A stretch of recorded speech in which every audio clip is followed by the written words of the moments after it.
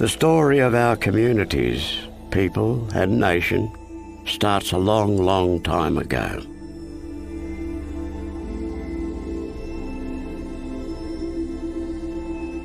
More than 60,000 years, in fact.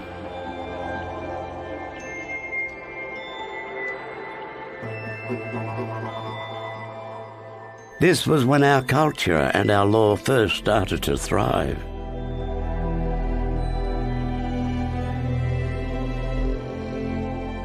We knew who we were and where we belonged.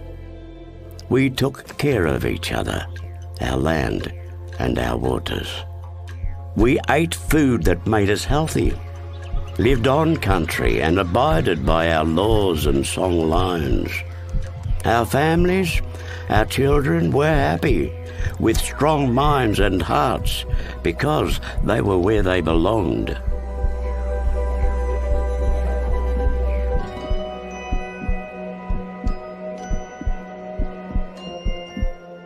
But then, everything changed. Colonization came, bringing wars, disease, famine, violence, and the destruction and violation of our cultural laws, sacred sites, families, and communities. We were denied our knowledge, language, ceremonies, and identity, the very things that tell us who we are and where we belong. And our connections with each other and the land grew weak. And then our children were taken from us. They had their names changed and their identities stripped away. They were told that Aboriginal people were bad. Worse still, they were told that their parents and grandparents did not want them.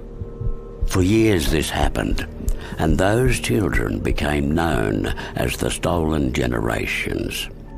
Our children were denied love and experienced physical, emotional, and sexual abuse. This left very deep, very complex, and very real wounds, leaving scars that are still being felt personally, socially, spiritually, and collectively. In the time when our story started, we were able to parent in the cultural way that has seen our families survive and thrive for generations. Our people were strong, and our culture flowed and healed us in times of hurt.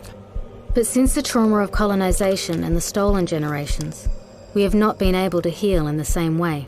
And we have unknowingly passed this trauma on to our children through sharing our sad stories and having them witness and experience our pain. This is known as intergenerational trauma, and we see symptoms today in broken relationships, disconnected families, violence, suicide, and drug and alcohol abuse.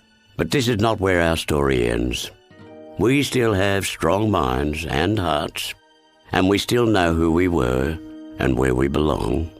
By creating safe and strong communities together, supporting our families to be free from pain, returning to our culture and building a strength of identity, we can stop the cycle of trauma and bring about positive intergenerational change so that we can continue to thrive for the next 60,000 years.